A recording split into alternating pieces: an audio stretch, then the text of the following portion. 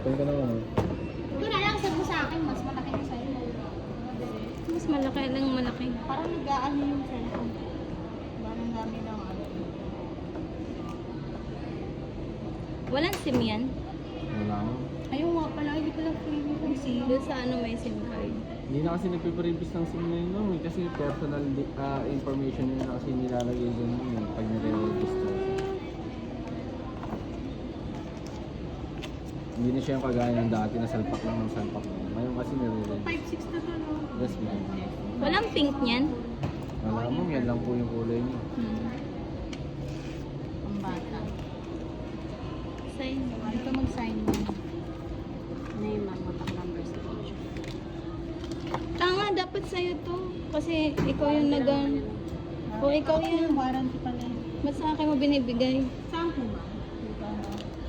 Name ko. Warranty sa akin. GG ka. Akala ko kasi. Then yun lang. Contact number na lang.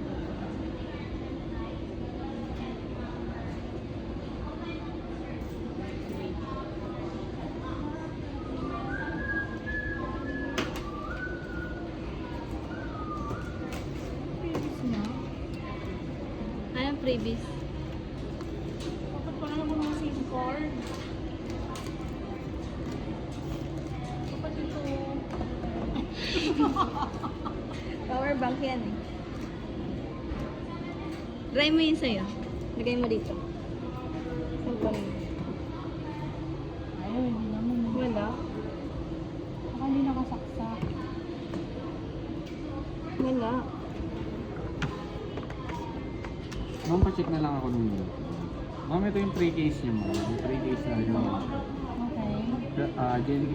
Silicone case lang siya, ma'am. Hindi pa siya yung pipe case. Tapos, Sa bibili ano pa siya ng ano? Tempered glass, ma'am. Baka gusto mo palagyan, 120 lang naman siya. 120. Dapat sinabi mo na kanina. Kasi. For cash lang po kasi yun, ma'am. Forecast pa. Tapos, ilang taon na yung gagamit, ma'am? High school. Palagyan mo sa amin ng tempered, ma'am. Kasi ito palitan mo na lang 15. dito ng hard piece. Para mas maganda.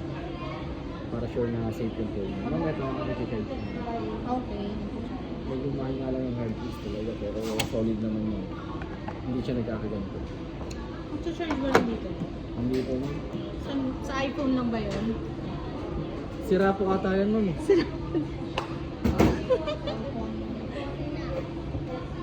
Boring ka na? Ayun din ayun, same lang naman pala ng games eh. Ang ganda naman yung camera niya. Ma'am, ito yung warranty card natin, ma'am. Okay. Pag nagka-problema, ma'am, ito yung nadaling ito. Dito ako Picturean ka na page. Yung mga picturean. Hindi nyo nung Tagalog, tsaka ako English. Tsaka ako English. Ma'am, lagay ko muna siya doon sa loob. Okay. Okay na yon? Yun lang pala yung previous. Asan yung warranty?